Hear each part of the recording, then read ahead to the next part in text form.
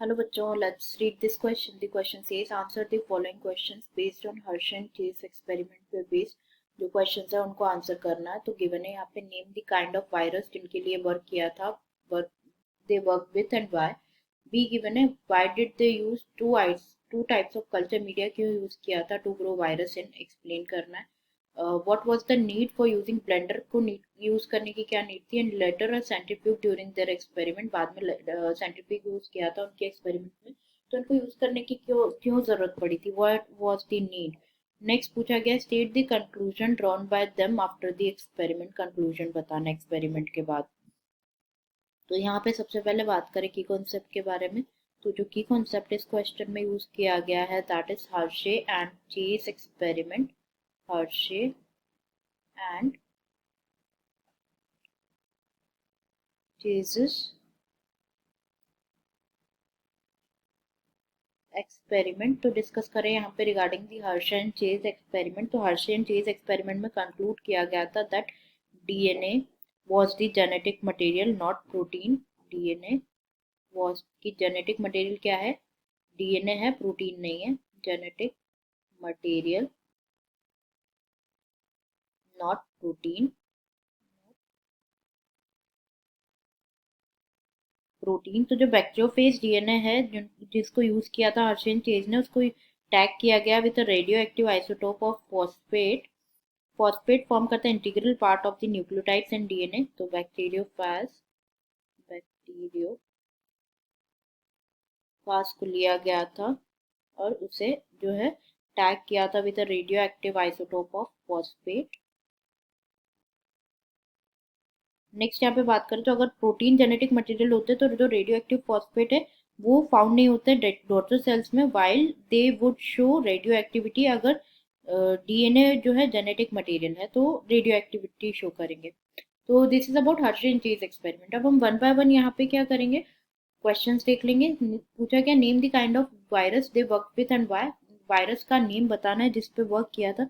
तो Hershey and chase experiment में जो वायरस यूज किया था that was bacteriophage. Bacteriophage virus use किया गया था क्योंकि उनमें एबिलिटी है बैक्टीरिया को इन्फेक्ट करने की. Because they have ability to infect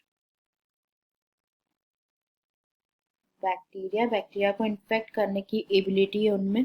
जब बैक्टीरियोफेज इन्फेक्ट करता है बैक्टीरियम के बाद तो जो वायरल जेनेटिक मटेरियल होता है वो अटैच हो जाता है with the bacterial genetic material and bacterium जो है वो ट्रीट करता है वायरल जेनेटिक मटेरियल को as its own to synthesis more viral particles. इसीलिए नेक्स्ट पूछा गया क्यों यूज किया था दो टाइप के कल्चर मीडिया को वायरसेस को ग्रो करने के लिए एक्सप्लेन करना है. तो they grow some phages in a medium. they grow some phases in a medium with a radioactive sulfur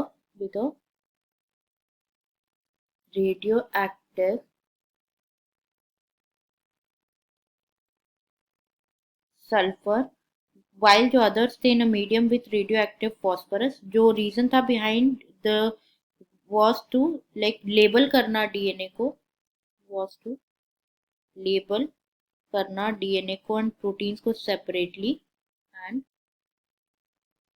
proteins को सेपरेटली लेबल करना उनको आइडेंटिफाई करना कि कौन सा एक्ट कर रहा है genetic material. This was the reason. Next पूछा गया क्या नीड थी ब्लेंडर और लेटर सेंट्रीफ्यूज को यूज करने की during their experiments.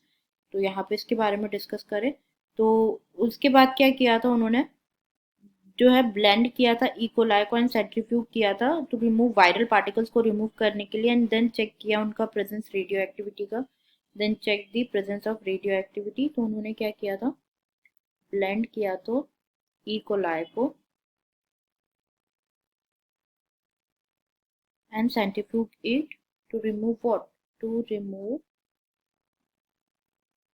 Viral viral particles को रिमूव करने के लिए किया था particles and then check the presence of radio activity and then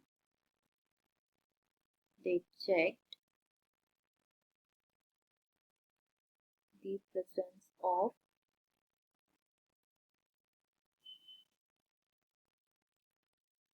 radio activity. Next यहाँ पे पूछा गया है कि कंक्लूजन बताना है, जो कि एक्सपेरिमेंट के बाद उन्हें मिला था। कंक्लूजन क्या था? तो कंक्लूजन उन्होंने ऑब्जर्व किया that bacteria with radio active while other those radioactive protein had low, उन्होंने अपनी रेडियो एक्टिविटी लॉस कर दी। तो उन्होंने देखा कि डीएनए जो है ये एंटर कर रहा है बैक्टीरिया में फ्रॉम वायरसेस, प्रोटीन्स एंटर नहीं कर रहे। हेंस उन्होंने कंक्लूड किया था कि क्या डीएनए जो है जेनेटिक मटेरियल है। कंक्लूड किया था that DNA is the genetic material. So this is all about the question. I hope you understood it well. Best of luck.